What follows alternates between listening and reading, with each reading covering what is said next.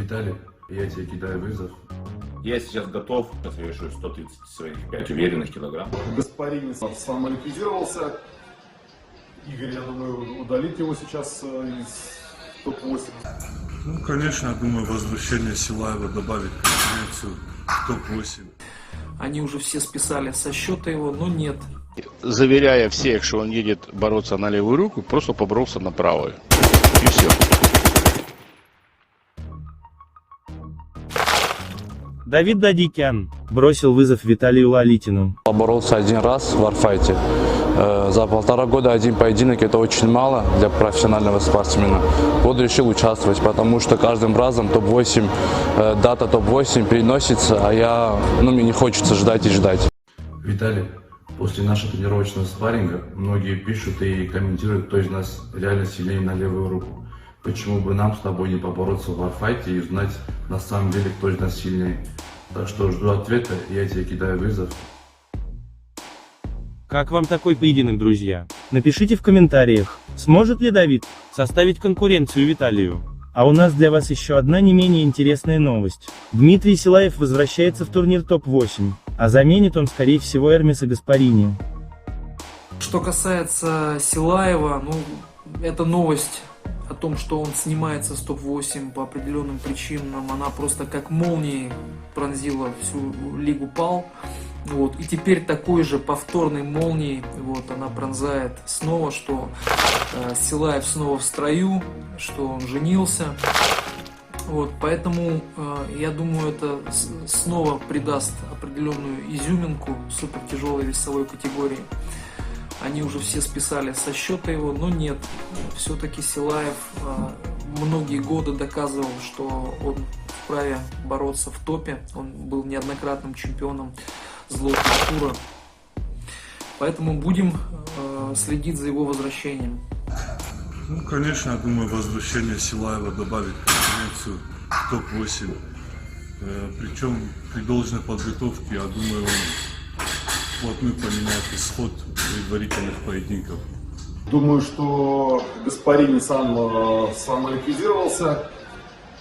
Игорь, я думаю, удалить его сейчас из топ-8 из продолжения борьбы. И за борьбу за 5-8 место вступит Дмитрий Силаев. Судя по видео, как я видел, Виталий Лалиц скидывал, то Дима там не тренировался, было у него время 8 месяцев, потом у него немножко небольшие проблемы были, тоже не тренировался. Но может быть, конечно, вернет форму 2019 года, может быть, для 5-8 места этого будет достаточно. Посмотрим. Вы должны понять одну важную вещь. Леван Сагинашвили хочет побороться с Ларатом Ибо. Такой поединок назревал, витал в облаках, и все хотят увидеть. Результат, можно сказать так, заранее известный, да? Это даже больше не поединок, а хайп. Мало того, за этот хайп Левану платят большие деньги, огромные деньги, скажу больше. И было бы просто глупо этому парню что-либо воспрепятствовать, запретить ему и сказать, что ты не борись. В конце концов, они тратят свое здоровье, тренируются для того, чтобы в конце концов что-то там поиметь с этого.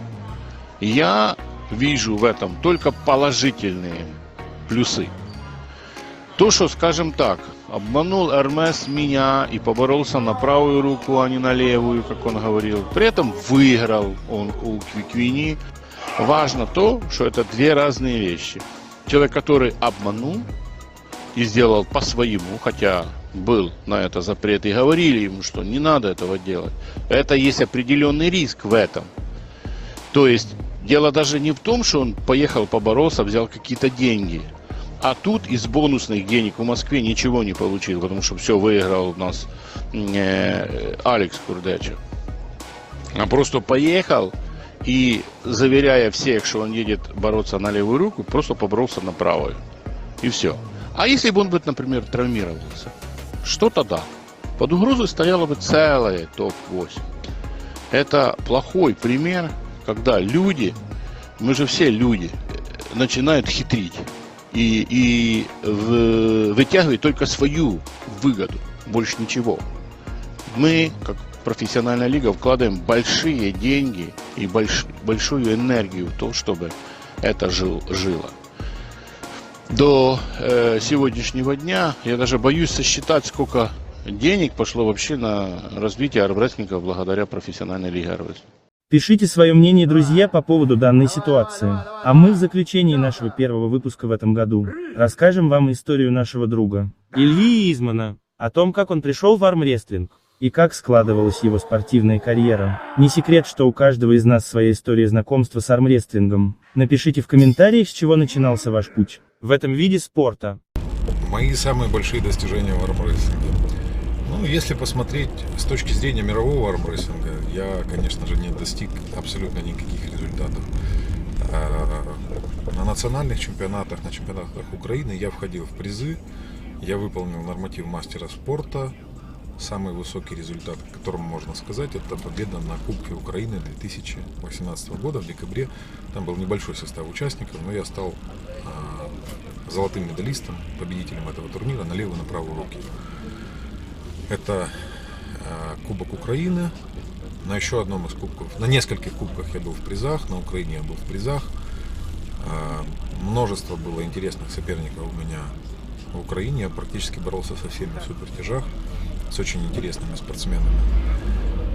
Из самых запоминающихся поединков и тех, которые меня впечатлили, в 2012 году я боролся на турнире А1 в Москве. Я ехал туда с весом 105-107 килограммов, и я боролся в абсолютке.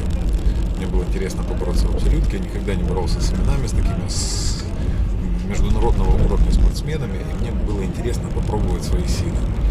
На тот момент форма моя была далека от теперешней, и на тот момент у меня было два запоминающихся поединка. Это поединок с Романом Филипповым из Москвы. Прекрасный спортсмен, мне он очень нравится. Многим не нравится, как борется Рома, но мне нравится то, как он борется за каждый миллиметр до конца. И вот с Романом у нас было несколько поединков, мы за пальцы боролись, такая сложная борьба до разрыва. Я проиграл Роману, первый раз по фалам, второй раз он меня дотянул до подушки. Мне этот поединок очень запомнился, но я его проиграл не в одну калитку. И для меня это было важно, то, что я смог зацепиться со спортсменом такого уровня. Спортсмены из России всегда для меня на очень высоком уровне, их высоко оцениваю результаты, потому что мастер спорта России, призер чемпионата России, это человек, который спокойно заходит в призы на чемпионатах мира и Европы. И второй поединок, запоминающийся тоже с этого турнира, мы боролись, так получилось, у нас была группа, в группе были Олег Жох, Сергей Токарев и я. И в первом поединке поборолся Олег Жох с Зелимханом Занкархановым. Занкарханов загрузился, а Занкарханов очень сильный на левой руке. Мне потом этот поединок, мой поединок, комментировал Ваня Матюшенко. Мы тогда с Ваней познакомились, и Ваня мне сказал, Ваня Матюшенко и Саша Буленков, они сидели рядом. Вот с того времени мы с Сашей Буленковым всегда на Золотом туре встречаемся, он всегда меня поддерживает, всегда болеет за меня. Им понравился этот поединок, я сорвался с Зелимханом. Это был прямой эфир, там не приняли апелляцию, но был очень крутой разрыв, там дали ему победу, но у меня рука была в верхнем положении, был спорный момент, потом этот ролик прокручивали на одном из каналов, теория армрестлинга канал нашего киевского оператора Николая Швыдченко, и он разбирал один из фейлов, так вот там я тоже считаю это, и судил мой друг Татрас Лилаев, очень прекрасный рефери. Ну, там можно сказать, что была ошибка, мы с Татразом это все разбирали. У меня нет никакой обиды на Татраза. Я все понимаю, это работа. Тот поединок мне запомнился. Потому что спортсмен для меня был недосягаемого уровня на тот момент, как я оценивал. Я считал, что Зелимхан опасный спортсмен. И для меня побороться вот именно так, как это произошло, это было очень запоминающимся. Обычно я в последнее время называю самый запоминающийся поединок с Мирталехом Аслановым в Малайзии. Чем он запоминающийся? Тем, что я боролся с чемпионом Европы. Мы боролись до этого в 2016 году на чемпионате мира в Болгарии на правой руке. Я там проиграл просто без единого шанса. Здесь был шанс побороться в 6 раундах. Мы поборолись, у меня была непродолжительная подготовка. Я готовился к этому поединку за 1 месяц я узнал то, что будет этот поединок. Я готовился к этому поединку, успел привести кое-какую форму, успел неплохо выступить. Я считаю, я хорошо поборолся. Многие осуждали меня в этом поединке за ту технику, которая была показана. Мы боролись за пальцы, я не отпускал захват, я держал Мирталеха, старался не дать ему разорваться. И то же самое мы увидели в поединке Олега Петренко и Раймонда Антоновича. Поэтому, если спортсмены топ-8 себе позволяют так бороться, поэтому я считаю, что мой поединок был не зря выигран. И тоже это, наверное, входит в топ-3 моих самых-самых памятных поединков. На этом все, друзья. Подписывайтесь на канал, чтобы не пропустить новые видео. Ставьте лайк, если топите за спорт. И оставляйте ваше мнение в комментариях. Да, и самое главное, не забудьте поделиться этим видео у себя на страничке. Для меня это важно. Для вас работал чемпион мира по пара-армрестлингу Зинатуллин Руслан.